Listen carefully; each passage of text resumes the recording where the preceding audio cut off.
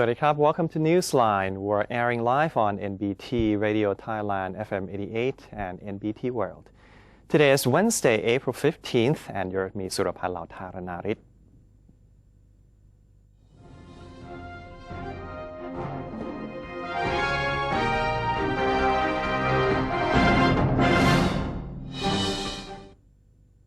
And let's begin with today's segment of Thailand Moves Forward.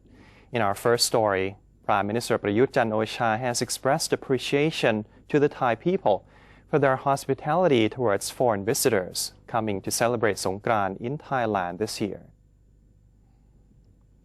The Prime Minister announced that he would like to thank the Thai people for their cooperation in being a good host to foreign tourists and portraying the beauty of Thai New Year traditions. He says such warm hospitality of Thais has left a great impression on foreigners, while estimating the country's tourism income this Songkran holiday at more than 7.5 billion baht. General Prayut also pointed out that besides tourism operators, food vendors and transport service providers across the country are also enjoying lucrative business during Songkran. The Prime Minister's statement was made after the Ministry of Tourism and Sports revealed that over 470,000 foreign tourists had arrived in the kingdom for this year's Songkran festival, increasing 39% compared to the same period of last year. The Ministry of Energy has a plan to decrease the use of natural gas for electricity generation to 40%. Turning more towards coal and other types of alternative energies. Speaking of the mission to ensure energy security in Thailand, Permanent Secretary for Energy Aripong Puchaum indicated that Thai people's energy usage at present is worth almost the equivalent of the country's expenditure budget. He added that more than half of the power needed has to be imported from overseas. Therefore, he believes now is the time to have a concrete power-saving policy in place.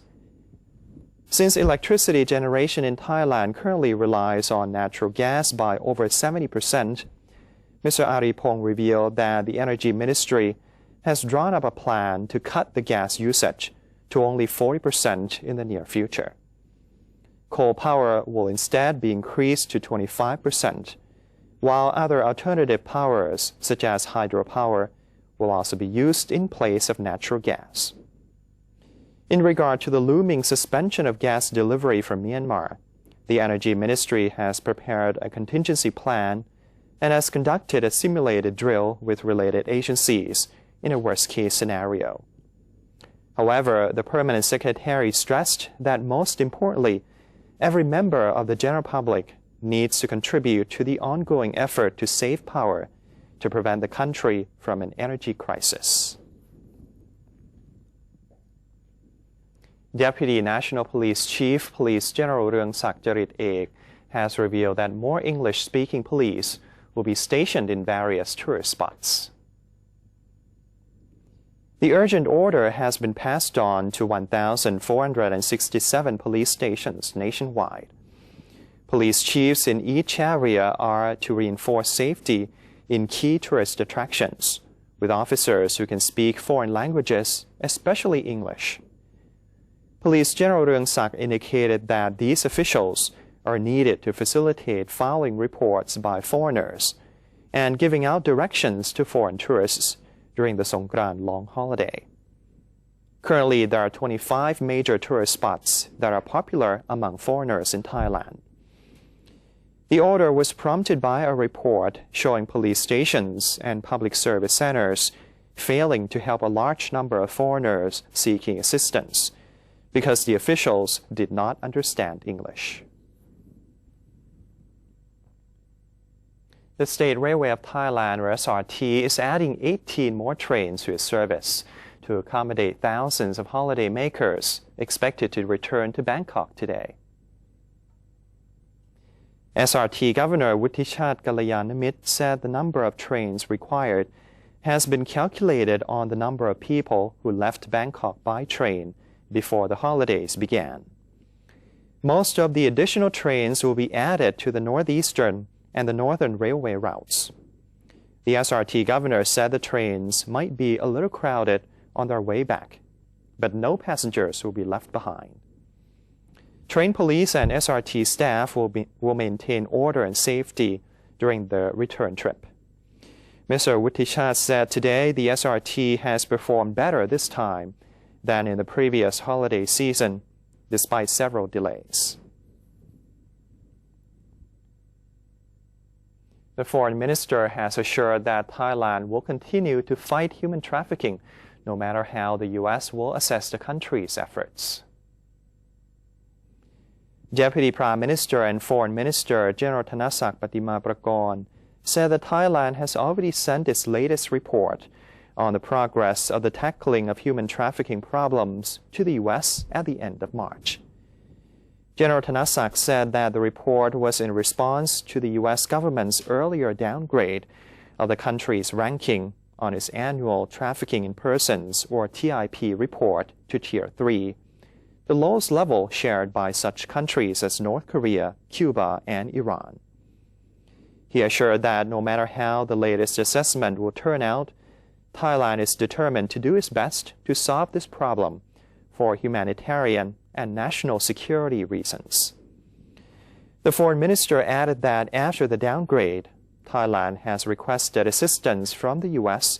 to send its specialists to help solve the problem effectively, although such a request is yet to be responded to. A government spokesman has shared his opinion related to the confirmed appointment of a new ambassador of the United States to Thailand.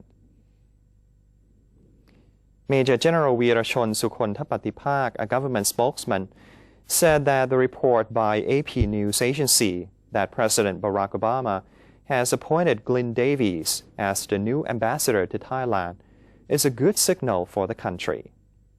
Mr. Davies has served as a point man for the diplomatic response to North Korea's nuclear program between 2012 and 2014 under President Obama's administration. Mr. Davies is succeeding former U.S. Ambassador to Thailand, Christy Kenny, who vacated the post last November.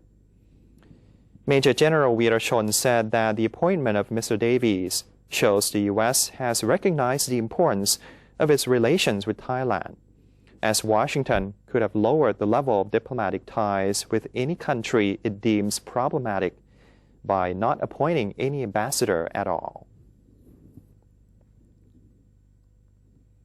The National Legislative Assembly, or NLA, has expressed confidence that the constitution drafting process will proceed according to the country's reform roadmap, while some members have reservations regarding the selection of senators under the new system.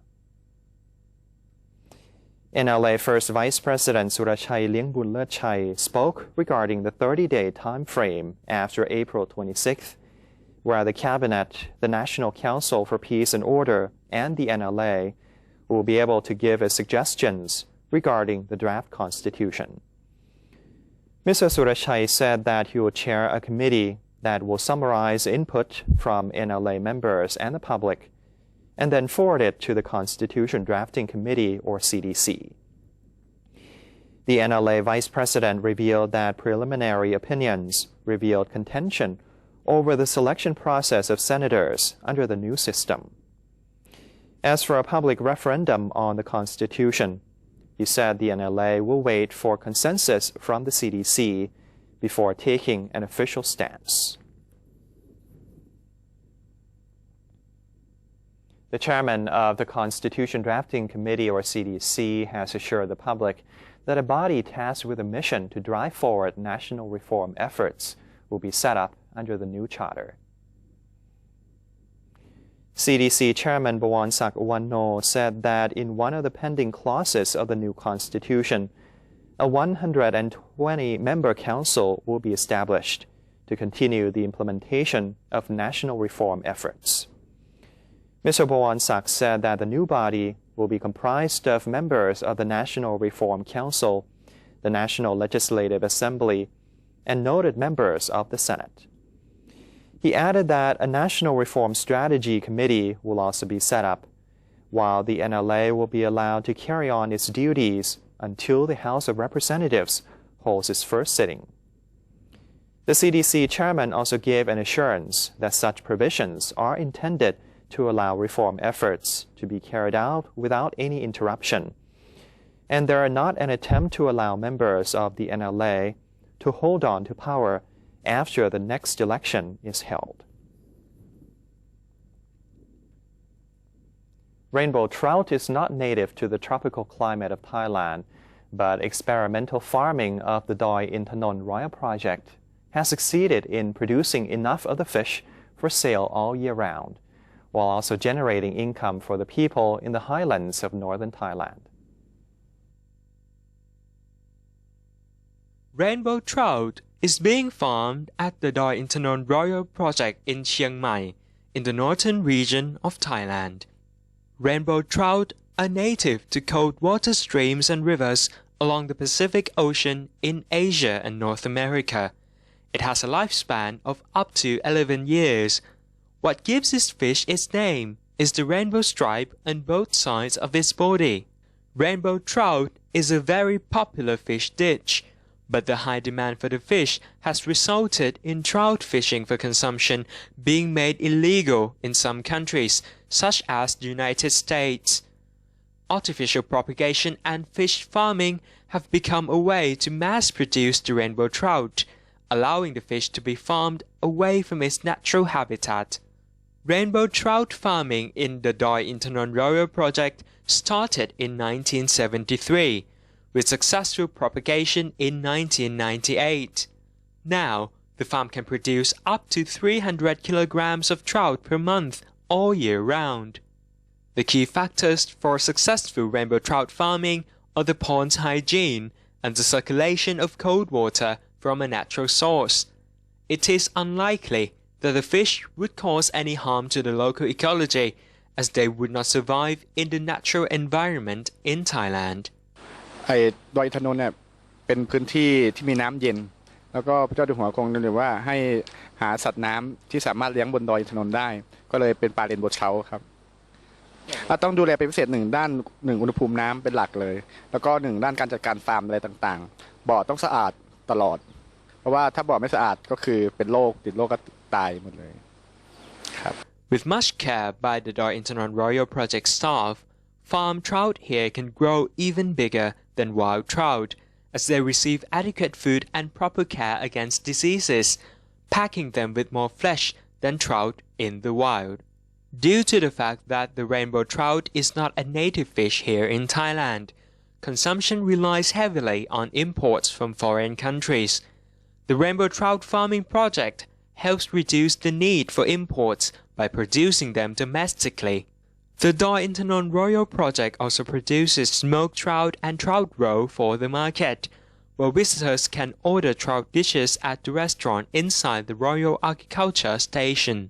ส่วนใหญ่แล้วก็ตามออเดอร์ของฝ่ายตลาดโครงการหลวงเพราะว่าฝ่ายตลาดโครงการหลวงจะไปหาลูกค้าเองส่วนใหญ่ก็เป็นพวกโรงแรมแล้วก็ร้านอาหารต่างๆในรูปแบบ1ปลาสดปลาลมควันแล้วก็เป็นคาเวียร์ไข่คาเวียร์ The project is a model of new farming techniques that allow fish from foreign places to be cultivated safely in different climates and conditions. It helps reduce the cost of fish for consumption, especially imports of exotic global delicacies. Thanakorn Sangyeom reporting. And that's the end of today's edition of Thailand Moves Forward. Before we take a quick break, let's have a look at the exchange rates and commodity prices.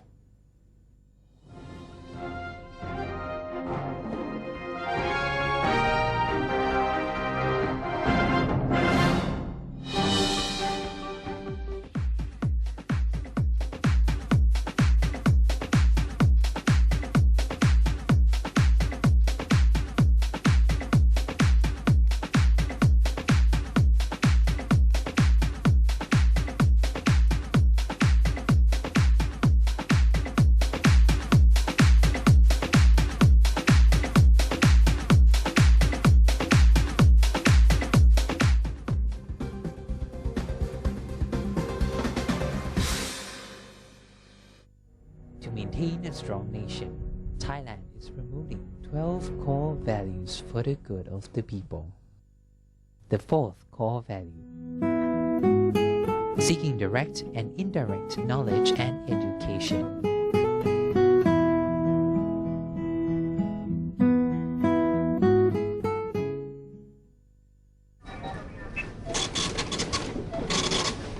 How could you do that to me? Stop it! Huh? Don't you get it? I don't need you anymore. Enough! We're through. There's someone else in my life. Say no to the past. Bring your own bag. Say no to plastic. NBT World, a 24-hour English language television service operated by the National News Bureau of Thailand, or NNT, is designed to bring the most reliable information about Thailand to the international community.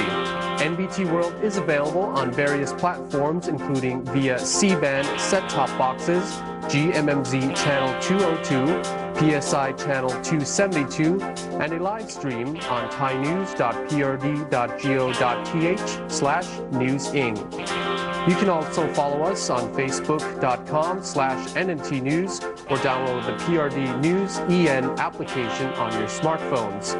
NBT World, a vision of Thailand.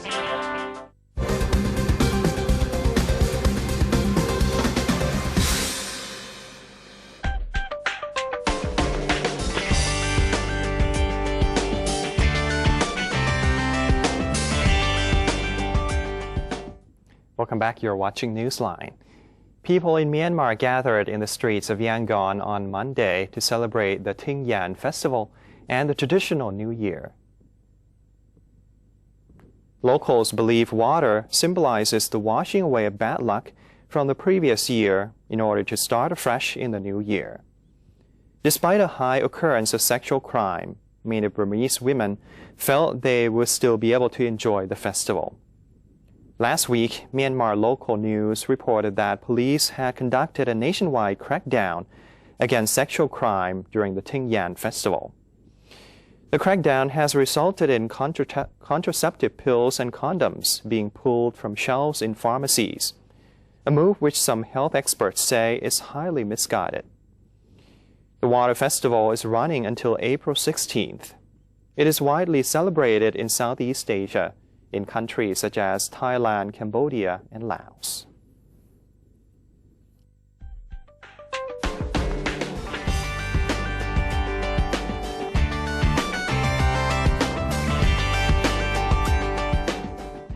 Moving on to other news from around the globe. According to Japanese media, an Asiana Airlines flight with 80 passengers aboard ran out of the runway soon after landing at Hiroshima Airport on Tuesday. Japanese media quoted local fire department as saying 23 passengers sustained minor injuries. Media reports said government officials suspect the aircraft may have collided with a tower near the runway when it landed at night at the airport, serving the city of Hiroshima and others nearby in western Japan. The reports pointed to a broken communications tower, the aircraft's damaged wing, and smoke emerging from its engine as factors that suggest the government official theory could be correct. Of the 74 passengers, 50 are believed to be South Koreans and 24 Japanese, according to the police quoted by Japanese media.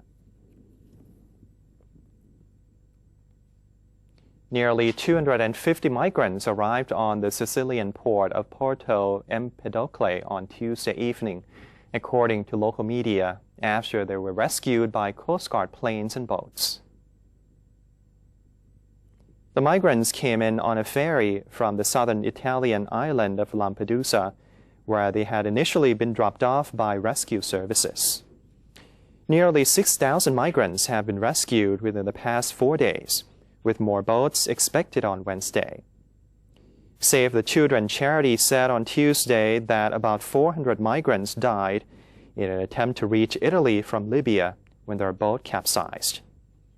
The boat carrying about 550 migrants in total flipped about 24 hours after leaving the Libyan coast, according to some of the 150 survivors who were rescued. Police made several arrests, including men suspected of being the drivers of the migrant vessels. A small robot used last Friday to film inside one of the reactors that melted down at the damaged Fukushima Daiichi nuclear plant lost control and became unconnected.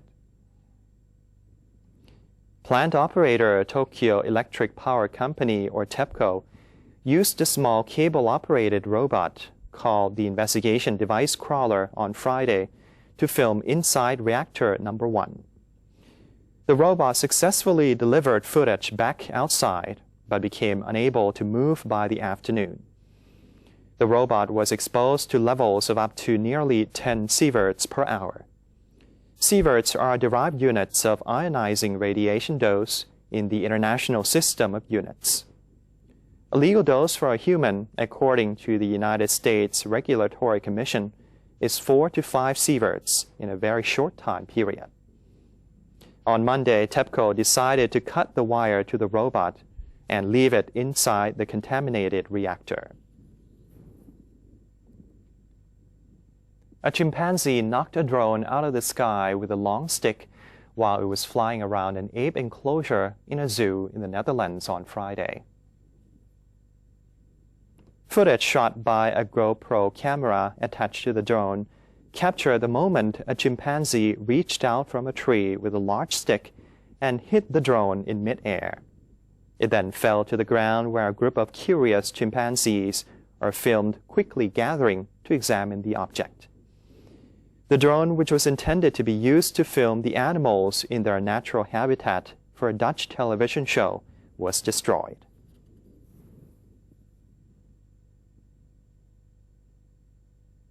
And that wraps up today's edition of Newsline. For any comments or suggestions, please feel free to email us at newsline.nbt@gmail.com. You can also follow us on Facebook or visit our website at thainews.prd.go.th/newsing. And for today, we're going to say goodbye with some footage of Mon Hill tribe celebrating Songkran in Ayutthaya province. I'm Surapan Lautararit. Thank you for joining us and have a wonderful day. สวัสดีครับ